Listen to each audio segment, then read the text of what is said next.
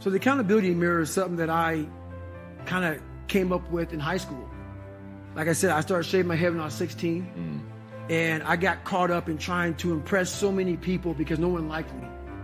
So I developed so many different identities. Let me sag my pants. You know, let me pull my pants up. Let me talk this way or act this way or be this way or whatever the hell it may be. God, dog, there's so many different things I did to try to fit in with so many different groups that when you look in the mirror, that's the one person you can't lie to. So every morning I would shave my head thinking, God, I would reflect back on some of the lies I may have told somebody or some of the ways I acted I didn't feel comfortable doing. And I did it to impress other normal people. The key word there is normal, everyday people. I was trying to make other people like me. How pathetic is that? So this mirror would always tell me, my reflection would say, God, you are a pathetic man.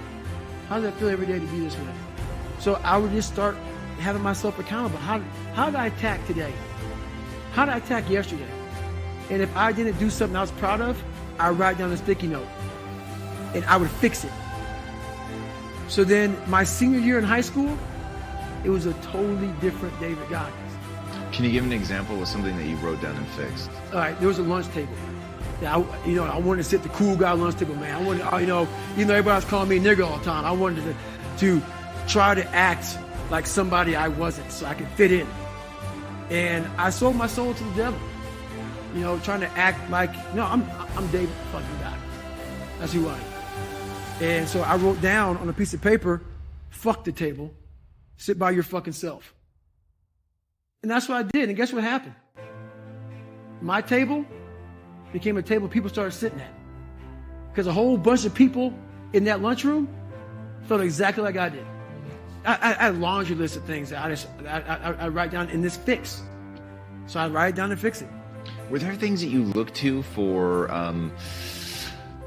role models, people that you were like taking ideas from, like why pull your pants up? If that's the popular style, like what was giving, either you were the single most insightful person I've ever met, which by the way is entirely possible having listened to enough of your material, or like you had a treasure trove of people that gave you great ideas, even if they were like fictional or movie or athletes or whatever. But it was funny, man. One movie I watched all the time was Rocky. Great choice. Rocky 1.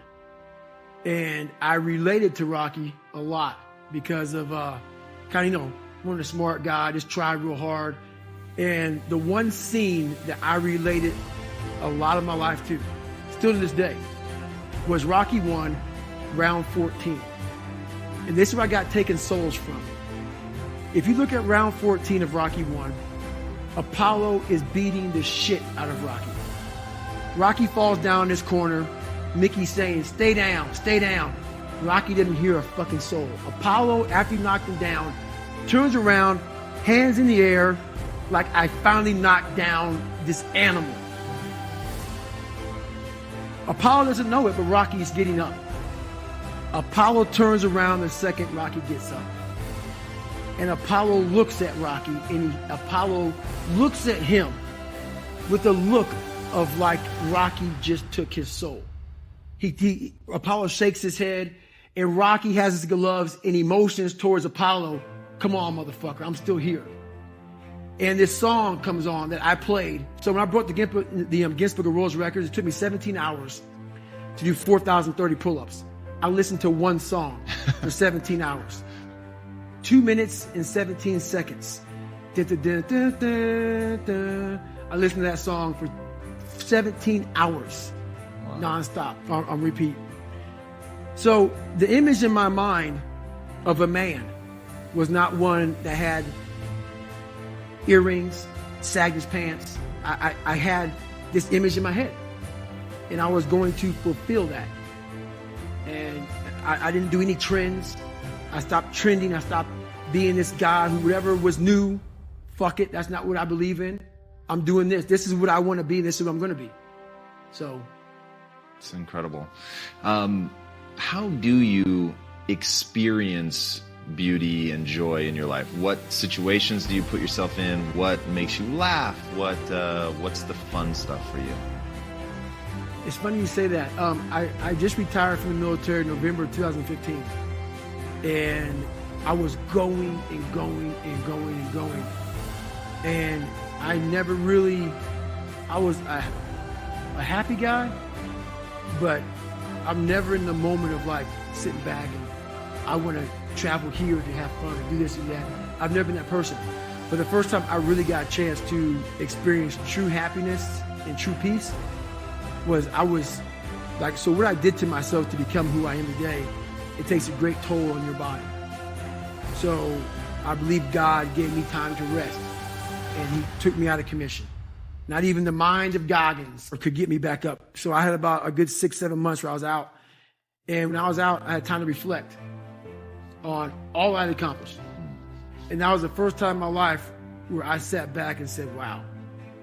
Because only I may be telling you some of the story. I know the exact truth of how brutal my life was and how I shouldn't be on this show today and how the mind and how beautiful it is. So what brings me joy and happiness is knowing how beautiful the mind is. And I'm one of the few people that didn't read about it, didn't experience it through some drug. I got to experience the beauty of true fucking willpower. True fuck you. I'm going to fail. I'm going to fucking fail. I'm going to fucking fail. I'm going to fucking fail. And I will succeed. Just me talking about that gives me a feeling I know what I did. And I don't need to travel somewhere or to have this or have that. I have it all here in my mind. The beauty is remembering this young, dumb, what people call nigger is now where I'm at today. And that is, when you finally get to that point for me, it's forever lasting peace. I could die right now on this show and I'll be happy, man. So that's my happiness is my reflection on the suffering of my journey, knowing I never quit, nor was I guided by anybody on this earth. I was guided by something much more powerful, and I listened, and I chose the path of most resistance. Talent not required. I love that. You've said that you lived the life of a monk. Mm-hmm. What does that mean? What does that look like? Why do you do that? So I stretch out every day for at least 2 hours. I don't drink. I don't go out. My regimen is I wake up, have oatmeal, run, come back, hit the weights. I'm a big sports guy. I don't leave the house if at all, but do stuff like this. And I stretch out at nighttime. I find people that I trust, which is a very small group of people who are honest and true to me, people who will die for me, and I'll die for them, which is a fucking small. And everybody else, man, do you. And I stay to myself. And I let you do you. I don't judge people. I don't criticize you. You want to be a douchebag and be an ass and not love this country, do whatever you want to do? I don't care, man. I fought for this country for you to do you. And I am all about you doing you because I'm going to fucking do me. And I'm going to do me until I'm fucking dead. And I believe I earned the right. A lot of people haven't earned the right. Just because you live in this country, I mean, you earned the right. You gotta live a little bit. Live. And then have something to say or shut the fuck up, So if you had, this may be impossible to answer, but if you had that same kid from earlier, he wants to take that first step, you want him to go experience some life, what one specific thing would you tell him to go do? I'd first ask the kid, who are you? At the core of your soul. And if he can't answer that question, our conversation's over. Because I can't say shit to him.